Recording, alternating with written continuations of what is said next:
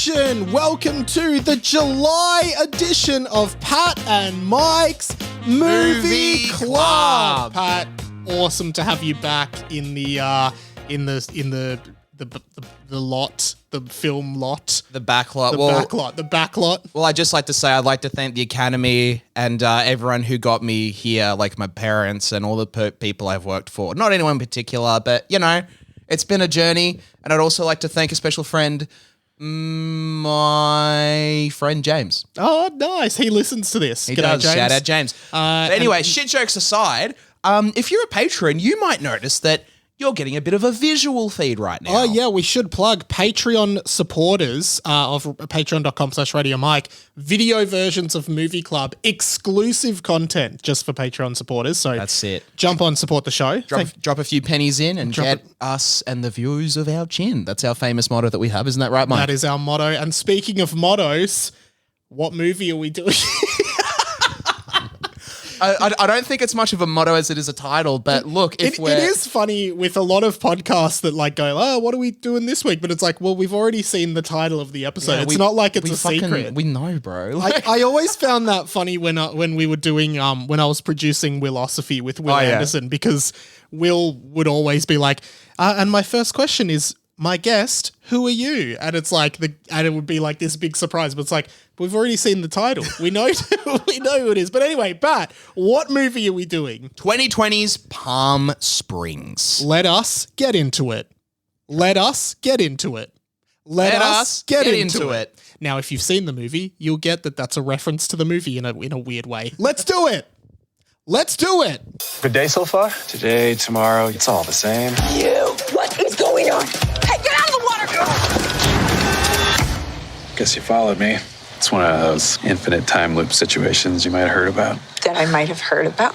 Yeah. All right, Pat. Palm Springs came out in the year 2020 and was directed by Max Barbakow. Almost barbecue, but Barbakow.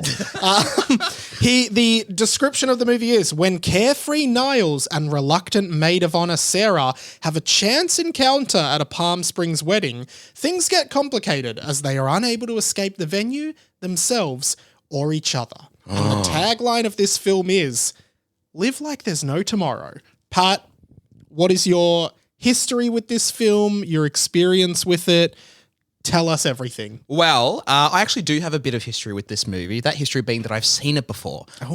Which is a rare, usually we try to do a double blind movie club, but this time... Exactly. Like maybe the pitch for this show is we're blind dating movies. Yeah. Actually. Maybe we change it to like blind movie date or something. No, because that's just, that makes it so unclear what it is. Whereas like movie club, like it's obvious. We're talking movies. It's a club. Exactly. Yeah. No memberships required. Yeah. You just fucking watch with your eyes. No, but so this movie, as you said, came out in 2020, which was not an eventful year at all, where we were all locked away and isolated by any means. But in that downtime, wink, wink, I decided to check out this movie. I believe it was released on Amazon Prime back in the day. It was heavily promoted. So this never had a cinema release, is that right? I don't believe so, or if it did, one of those. Do you remember back in 2020 when like every movie that was tried to have a release was doing like drive-in like sessions in America? Yeah. There were so many movies in 2020 like that. It must have been such a disappointing year for studios because like I remember watching, The Invisible Man, I watched at home on streaming. Scoob was meant to be a big animated movie, but I think completely flopped because it just went straight to streaming. Yeah. There were definitely a few others. And all of the Pixar ones, like not Inside Out, Soul, Luca, I think, and Turning Red were all like lockdown watches. But yeah. Yeah. I gave this movie a watch and I really enjoyed it at the time, I must say. We haven't pressed record on the camera. Okay. All right. We keep going. That's the level of professionalism you get on Pat and Mike's Movie Club. So we start by going, oh my God, look at this awesome new video content for the Patreons. Patreons are sitting there going, well, what the fuck is this? I'm just seeing a black screen with nothing on it. Patrons, now you have actual video. Sorry to Welcome to the interject back. feed. So sorry. No, I'm taking a pay cut personally for that mistake, and so is Mike. In fact, he's given me his whole net worth. Yeah. Didn't we have a thing on Pat and Mike where if I died, you got whatever was in my business account at the time of death? So we're curveballing a bit from the movie, but when we were doing Pat and Mike a few years ago, I think we planned my funeral. We did. I remember that, which is on Patreon. But also, you were like, "Hey, will I get anything in your will?" And I said, whatever is in my business account at the time of death, which could be like a decent amount of money, in the thousands, or it could be zero because it fluctuates between the two. Whatever is in there at the time of my death, you can have. Damn. And say, like, could I hold that up in a court of law? Like, imagine your family's going through just lengthy play this process. audio. Yeah, exactly. Like, I could probably fuck over your family. Well, I don't think my family... Well, I mean, if it's 10 cents, my family's probably going to be like, yeah, great, give it a pat. But if it's like, there's not going to be any... It's like 10 grand. I tell you, there's never more than $5,000 in the account. Well, so that's $5,000 more dollars I could be having. Yeah, well, kill me. Anyway, then it wouldn't be fair. Tell us about the movie. So... Yeah, wait, sorry. It would be funny if, I die and like you go to my wake and go to console my parents and give condolences and you're like, I'm so sorry, Mr. and Mrs. Liberali. Also, this might not be the right time, but Mike did promise I could have everything in his business account. Could we sort of sort that out now? My parents are just grieving, being like, who the fuck is this guy? Sorry, movie time. I bet your mum once or twice. She's very lovely. Oh, thanks, no, well, obviously... So this movie is in the niche genre of time loop movies. The one only famous movie being, which is the obvious comparison, Groundhog Day. Yeah. And obviously, like, there's only so much you can do with this trope, I suppose. But like, I thought it was a really refreshing take on that trope. I was trying to think of another word for trope. I think like you also missed Edge of Tomorrow, which is similar that it's time loop, but it's so different. But action movie. Yeah. I think there is actually a lot of room in this kind of genre. Like Edge of Tomorrow with Tom Cruise he's like in the army and he's fighting aliens, right? You know, they still want to make a sequel to that movie. It's been in development for like 10 years. Right. And and that one he's in a time loop. He keeps dying and he has to start all over again and get it right. This one is similar-ish to Groundhog Day in which it's like this time loop. It obviously stars Andy Samberg and he's the main character, and alongside him is Kristen Milotti, best known to me at least as the mother from How I Met Your Mother. Yes, I believe that'll probably be forever her biggest role. She was also in a main role in a Black Mirror episode, the one on the Star Trek parody kind of one. She was the main, but yeah, and she's also yet to appear in the upcoming Penguin series with Colin Farrell. Oh, there you go. Yeah, so I think she will always be known as the mother, but she's a fantastic actor. I thought she smashed it in this movie. Yeah, and the whole premise of the movie, and I'm going to be honest, I think I've seen Groundhog Day, but I actually don't really remember it, right? Yeah. Is it, like, how similar is it conceptually other than the time loop? Like the waking up in bed, like the thing that they commonly wake up with, like, for example, Andy Samberg. I don't know if we're deep diving too quick, but, Andy Samberg waking up with a woman in his room, or, Christine's character she wakes up on her own in a bedroom? Yeah, but we don't see that. Oh, we do see that, but we realize later in the film that it's not actually her room. Yes. It's the room of the groom. The who groom her room. sister is marrying because she fucked him. And that's a plot point. That's a plot point. The groom room, what a bloody shroom. Yeah. That's the content, folks. Yeah. Anyway, back to the movie chat. It's I thought the cast was really strong as well. Obviously, I think the one person we have to talk about is J.K. Simmons. Yeah. I forget his character's name, but essentially he plays a character who ended up accidentally getting caught in the time loop with Andy Samberg and forever has a vendetta against him. Yeah, so let's rewind a little bit. So Andy Samberg, basically the whole thing centered around this destination wedding at this resort, and Andy Samberg, I don't even recall exactly how it happens, but he finds himself in this time loop that he found by wandering into this cave, right? It's some quantum physics thing, and now he's stuck. He relives the same day every single day. And other people can get stuck in the loop. And one day, one of the nights, he goes on like a drug bender with J.K. Simmons' character, who ends up being stuck in the time loop and now hates everything. So, yeah, he has a vendetta, and there's a lot of funniness around and sort of scariness around him coming to kill Andy Samberg's character and stuff throughout the movie. And I thought, like, all of that was really good. And then, of course, Kristen Millotti's character gets stuck in the time loop as well, and she just can't believe it, and kind of, because Andy Samberg's been in the time loop for like years, from what we can tell. He's been doing this day for so long, whereas Kristen Millotti doesn't really understand it and just can't believe what's happening and gets frustrated. Because even if you die, you still wake up the next morning. And if you die, you experience any pain that you would experience, until you die, right? Which is horrible. Like, it sounds like an absolute, like, terrible existence. And that's the thing, because I think she takes Andy Samberg's character in the car and is driving really erratically or something, and then he starts bracing himself, and she says, "What are you doing?" He's like, "Bracing myself for the quickest, most painless death, because I don't want to break my neck and just be suffering to death. I just want to die straight away so I can wake up again tomorrow," which was really grim, but like, just an interesting, like, reality about the existence they're living. No, totally. Yeah. And also, I guess another thing in Groundhog Day, one of the things that they didn't cover, because it was a movie in, the 80s and they couldn't be too raunchy, but they never covered, like, the sex side. True. And so this was the first movie, like, that I'm aware of that did openly explore it and, like, openly talked about it.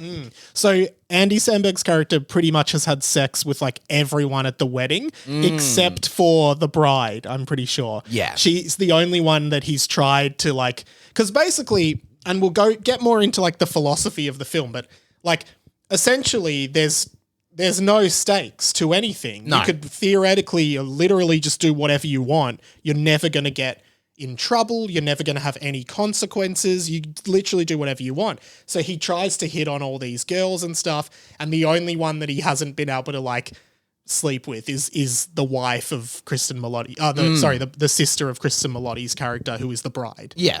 And I guess, like, what do you think about, like, the sexual side of it? Like, I mean, brought it up. I think it's better. You're better off to just acknowledge it, right? Because also, like, Andy Samberg's background in comedy, being part of, The Lonely Island, like, they've always been, they've always dabbled in that cheeky, sexy kind of humor. They literally put out a song called "I Just Had Sex." Yeah, and jizz in my pants. Exactly.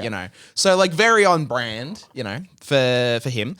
But I thought the way that they tackled it was, like, I was about to say tasteful, but, like, tasteful in the sense of, like, like, obviously it's, tongue in cheek. The thing that I found really interesting is, obviously, the whole film, once they're both stuck in this time loop and you see them start to, like, embrace it and have fun together and do pranks and do whatever they're doing, there is obviously so much chemistry between them, and as a viewer, there's so much sexual tension between them. Oh, the whole time. You want, as a viewer, it to be resolved, and it keeps, like, hinting at it. And I remember watching it with Claire, and I was like, oh, come on, just make them have sex, right? And then finally it gets to it where they're in a tent camping, and she says to him, and I thought it was kind of meta, because she just goes, let's just get it over with. Yeah. Right? And I was like, finally. And it's like, it is funny that when you're watching a show, a similar one I had recently was Queen's Gambit. I don't know if you've seen Queen's Gambit, the TV show. I haven't watched it. So, I mean, it's old. It's a few years old, but I only watched it for the first time recently. And is that the one with Anya Taylor-Joy? Yeah, and she's a chess player, one, right? That's right. And there's an episode where,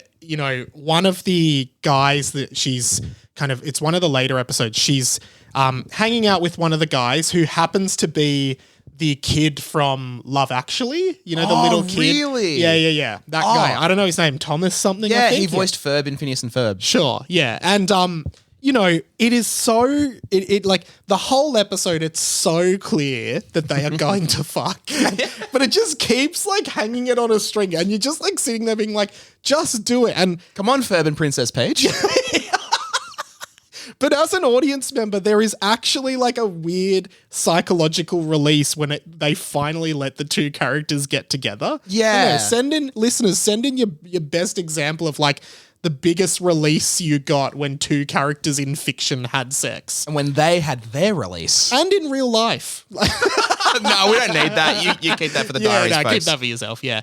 But I think diving into like more philosophically about this movie, which, I mean, it says it all in the tagline. And one of the first things Andy Samberg's, possibly the first thing his character says is he's lying in the pool on the inflatable and someone swims up to him and he's like, how's your day going? And he says something along the lines of today, tomorrow, yesterday, it's all the same, right? And when he said that, it's early in the movie, I just cringed and I was like, oh, they couldn't possibly be spelling it out more what this movie is about, right? But I think maybe that's kind of the point of the movie, is it's sending up that concept. But and surely if you've been going through that like for God knows how long, it obviously looks like it's been set for like, he's been there for probably years. Yeah, you know? yeah. Like you wouldn't give a fuck. No, that's it. And I think, and you're right, like it sets the scene very early that this guy just doesn't care anymore and he knows he's effectively immortal. Yeah. He has no intention of leaving this time loop and he's almost, I guess, given up on the meaning of finding any meaning in his life. Yeah. What do you make of this idea of a life of no consequences and just repeating the same day? Because the important thing to remember is he remembers everything. No one else remembers anything. What are your thoughts on that? Just musings on it. See, my first time loop media piece that I remember actually wasn't. So I thought you were going to be like, my first time loop when I got stuck in a time loop. So when I was 8 years old and I was stuck in the day, you know. No, so my first piece of media that had a time loop story was, did you ever watch, I think it was called Once Upon a Christmas, the Walt Disney animated special? Was it Mickey Mouse? Yes. It had Mickey, so like... I've seen it, but I haven't seen it. I know of it. Do you know what I mean? Yeah, you're aware of its existence. Yeah. Feels like something that would be a world in Kingdom Hearts, the Disney game. Yeah, true. Because they've done the Mickey Mouse Three Musketeers thing with Donald. Yeah, anyway, no one cares about Kingdom Hearts. Tune into our Kingdom Hearts Send podcast. a key emoji if you like Kingdom Hearts. Why aren't there any keys? What the hell? There is keys in Kingdom. Okay, go. Continue. Sorry. Yeah, so there was a special, or like there was a story in that special where Huey, Dewey, and Louie wish that every day was Christmas, and that they just find that, oh my God, this is amazing. We get to wake up every day and it's always Christmas. But then eventually they get tired of them, like, oh my God, that's why. Because like if every day is Christmas, it's not special. So like, I guess, you know what I mean? And it's like the same in this, you know, like obviously it's awesome and be like, oh my God, cool, no consequences. Fuck yeah, I can go kill myself and it's fine, you know? Yeah. But like, eventually you just be like, well, fuck, I've done everything I wanted to do. So now I have no choice but to keep existing. True. And that thing of like, oh, if every day is Christmas, Christmas isn't special. Yeah. Reminds me so much. And you know, this is what my content's all about, pop culture intersecting. That's it. The classic Incredibles quote. Oh, Jason Lee. If everyone is super, no one will be, right? That's it. And it's like, you're right. It's this idea of like, part of being alive is having to suffer, right? Yeah. There is an inherent suffering of being alive. Exactly. When I do this podcast, I have to get the suffering card out. Pat is doing this because he knows tomorrow night he gets to go to the footy and have a good time, right? Pat goes, okay. Yes, go the Blues. If I go to the footy every day, the footy won't be special. But if I do boring podcasts with Mike and then go to the footy, in comparison, the footy feels like heaven, right? That's true. I know you're trying to make a point, but just side note, I would love to see like the footy show or like the front bar do like a Groundhog Day for the footy, and like every day they see the players make the same calls and stuff, and like wonder if they can like influence or change the game every day. That would actually be a good concept. Good movie. Someone make go. that. Someone make Pat that something. Mike's Director Club. So we're writing a movie. Go to our Kickstarter. Good, the big Kickstarter. What was I saying? Some shit about Groundhog Day. No, so yeah, like suffering is an inherent part of life. So, you know, and this is like this, honestly, like this battle I've been having through my 20s is like, God, so many pop culture references are coming to my mind right now. So bear There's with me. one for everything. This idea of hedonism, which is like pleasure, the purpose of life is to maximize pleasure, right? Yeah. That's like an idea, right? I don't think it's the right way to live. And I think that's what addiction is, right? Like addiction is constantly chasing this pleasure, some kind of high that you just can't get without anything else. So that's how we form addictions. And the thing about that lifestyle that this movie shows is that without suffering, there is no pleasure, right? Yeah. There has to be a baseline there has to be a mediocre, there has to be suffering, and there has to be pleasure. Otherwise, everything's just on one line and it doesn't mean anything. Exactly. It's like if we were all the same, then we would be unique. If everything was amazing, then, we would... Yeah, what's if the point? everyone was super, no one would be. Yeah. And there you go, syndrome. Good example in pop culture of like hedonism is like Timon and Pumbaa from The Lion King. And the whole the thing about that movie is by the end of the movie, like their whole Hakuna Matata philosophy is unraveled because their whole thing is like, no worries, who cares? We don't care about anything. We get up, we do what we want, we eat, we go to sleep. We don't have any responsibilities. But then it all unwinds at the end of the movie, I guess, because like they realize, we should probably go and help Simba, right? And we probably should have some responsibility to something and some allegiance to something. And it also reminds me of this South Park episode where Butters gets a girlfriend, but she breaks up with him and he's crying. And he talks to Stan. I might even cut the audio in, but he basically says, it makes me feel human that I feel this sad because me feeling this sad makes me understand that I was happy in the past. Yeah. And that's, it's just a really interesting and profound moment. 100%. Bang on. Yin and yang. Good without the bad. Good with the bad with the good. Yeah. And so I think what Andy Samberg, we never really remember the character names. We always just refer to the characters as the actors. So the actor. Yeah. But Andy Samberg's character, I guess, starts realizing through his experiences with Kristen Milotti, who does want to leave the time loop. She does want to go back to reality. And I guess the thing for her is she has this big secret, which is that she slept with her sister's groom, right? And they're at the wedding.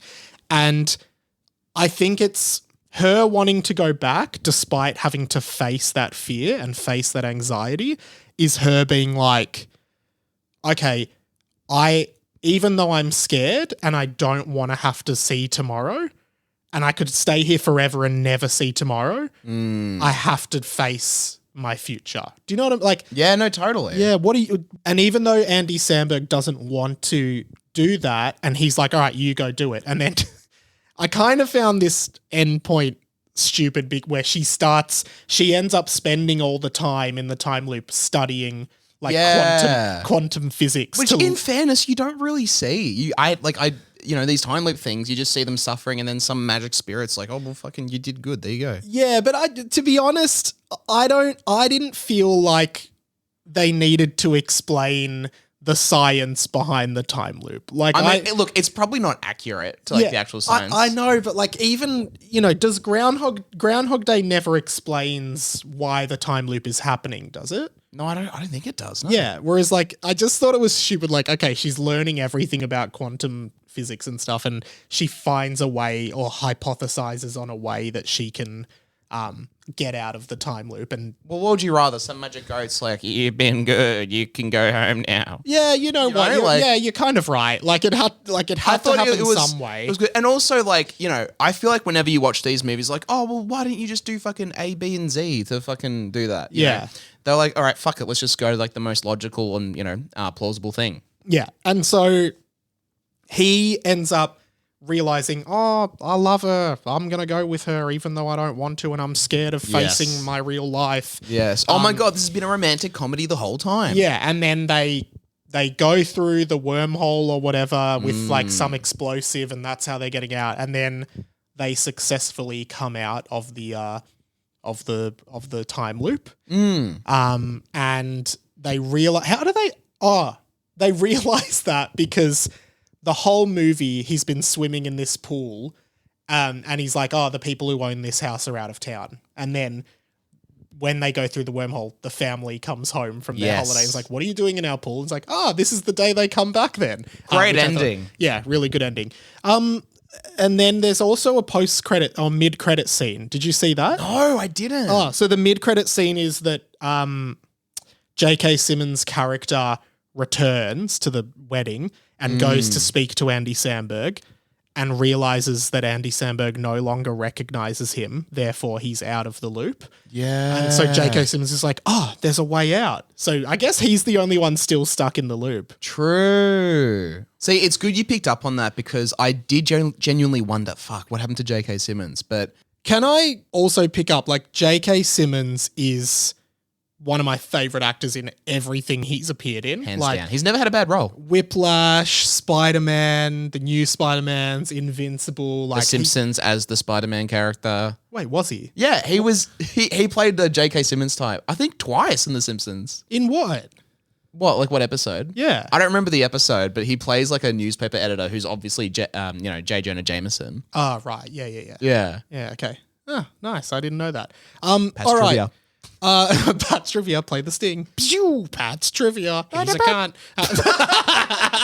Damn, I didn't know you were allowed to say that on this show. Yeah, you can say whatever you want. Damn. All right. Fireworks. Well, I guess coming to an end. Oh, one more thing. There's also the scene where Samberg goes to J.K. Simmons' family home. I to love speak to that him. scene. Well, what are your thoughts on that? Yeah, because obviously, like, the whole time it's set up like, JK hates him. He's always torturing him because he's the reason that he's stuck in the time loop. But he actually, finally takes the time to actually get to know him and see what he loves and what he gets to see. And obviously it's a great reflection on his journey as well, because he's seeing he's at least, even though it sucks he's in the time loop, he's happy to be, with his family and his girls. Yes, he'll never see them grow up, but it's the perfect day. And he realizes, well, fuck, that's what I want, that's what I need, and that's what, Yeah, because he just sits outside in his backyard and watches his kids play and his wife's there and stuff. But yeah. It's his fucking Hakuna Matata. yeah, but I didn't really like it as much as you because, I mean, he's saying, this is all I really need. But then a lot of the days he leaves the house and goes to try and kill Andy Samberg, which feels like he's not doing what he needs, which he says is staying home and watching the kids play in the backyard, which I just thought was a little bit stupid. But I mean, look, if you were in his shoes and there was no consequences, wouldn't you be tempted to go kill some guns? yeah, maybe. I guess so. One gun specifically? I mean, that's a good question. What would you do if you found yourself in this situation? What would be the first thing you'd do you reckon? I mean, it's funny, right? Because the first thing that comes to my mind is money. But, in the movie, we see Andy Samberg give a kid $100, to which, Christine's character's immediately like, that doesn't mean anything. He's not going to, that's not going to sustain his life or whatever, because it's the time loop, But also money is kind of meaningless in a time loop as well. yeah, my first thought would be like, oh, well, fuck, I just buy some weird shit every day. You know what I mean? Yeah. Or go up to someone hey, I'll give you 10 grand to do this. Yeah, true. know? You could just make it'd be interesting. I guess what would I do? I'd just sit there and I think the beauty of it is that, time is one of our only non-renewable resources, right? We can't get more time. Exactly. Whereas in this reality, you have infinite time. All you got. And it's okay, that's the other thing. If you have infinite time, you don't have to prioritize anything. You can sit there and watch every movie you've ever wanted to watch for Movie Club. You can read every book you've ever wanted to read. You can do whatever you want. True. You know what would suck? If you were in a time loop right before there was a movie you really wanted to see that was and just about to come out and you couldn't. Yeah, but you could probably find out what studio owned it and go and steal the tape or That's something true. like that. Yeah. But then you wouldn't be able to see movies announced for 2 years ahead. I always thought if I died before Super Smash Bros. Ultimate came out and I didn't know all the characters that were in it, I would have been so pissed off. Oh, mate. Well, maybe we should have picked Fanboys for our next movie. Ah, well, I guess we are coming to the close of this movie club, which has been great, by the way, Pat. Thank you for joining me. Likewise. Overall thoughts, where are you sitting with Palm Springs? Obviously at the time when it came out in 2020, it was a refreshing movie to see, and also because at the time there was everyone was going back and rewatching stuff, or Tiger King or whatever was coming out at the time, right? So to have a new and sustaining movie that even though, yes, we can't go see it in the cinemas at the time, like it was good and kept me sane. Also, the one thing that I need to say about this movie is, now I watched this movie before I started drinking, but the whole time it really made me want a beer just because like the loungy summer kind of setting. I was just like, fuck, like you could just drink every day and just be chill. You know what I mean? And I was like, fuck, I want a beer. And I'm 20. I haven't drank yet. Yeah, yeah. I think one thing I just realized though with what you were saying is, I don't know if this was a response to lockdown or if it was already in production before the pandemic, but lockdown kind of did feel like the same day every day for a lot of the time. Do you know what I mean? I wonder that's so true. If it was a response to that. I kind of doubt it. I think it might be a coincidence, but I'm not sure. But maybe that's why it resonated so hard with people in lockdown, because that's true. It felt like we were living the same day on repeat, but we had none of the perks of being able to do whatever we wanted. Yeah, stuck inside. I get to go outside for 40 minutes. Fuck yeah. But yeah. Okay, so where does it sit in the ranking of 2024 Movie Club? We're now on 7. 7, man. Let's go. So we did Now You See Me. Yeah. Her, true. Her was probably the better one. Freddie Got Fingered, we did. Being John Malkovich, we did. Yeah. What else? We did one more. Oh, nah, what was it? You'd know. Would I? I can't even remember. God, we have to go through our own Spotify feed just to find it. Let me figure it out. Do you reckon sometimes artists will like go through their own, like recording artists will go through their Spotify or their discography to remember like, oh, that song I recorded, what was that off? And then yeah, we did Let It Be. I forgot about that. Oh, Punch Drunk Love. That's right. And The Mummy. Okay. Yes, and The Mummy. I'm going to put Palm Springs, I reckon it's top 3 for me. Yeah, I'd probably put it there too. I think Her, Punch Drunk Love, and Palm Springs are probably my top 3. Palm Springs and Her's definitely at my top. I mean, like, look, I want to say Freddie Got Fingered just for, just for the shits and gigs. But like, yeah, no, I definitely think it's top 3 worthy. Yeah, nice. And Pat, why don't you, it is your choice for the August Movie Club. Why don't you announce what we will be watching? Well, Mike, we've been watching a lot of movies, mostly from the 2000s, 2010s. I think what's the oldest movie we've had? Would it be Being John Malkovich? Yeah. Or The Mummy was 1999? Oh, yeah, 99, that's right. When was John Malkovich? Was that in the 90s? I think that was either 99 or like 2000. 1999. So there you go. We had The Mummy and John Malkovich are the oldest we've done. Well, let's step back another decade and go to 1985. I think that's when this movie came out. I don't know. I'm probably wrong. We're going to rewatch an old comedy classic. We're taking a step back to the 80s to watch the Richard Pryor classic, Brewster's Millions. Okay, and give us a short summary of that. He has 30 days to spend $30 million. There's catches. He can't just blow it all on one thing. He can only give a certain percent to charity. And if he gets it all, then he gets an even bigger inheritance. Ooh, all right, there you go, guys. We'll be back next month with Brewster's Millions, but also we may have a bonus movie club out possibly before this, so I might be plugging something that's already out, but get excited about that. This has been Pat and Mike's Movie Club. Cut. That's a wrap. That's a wrap. That's all, folks.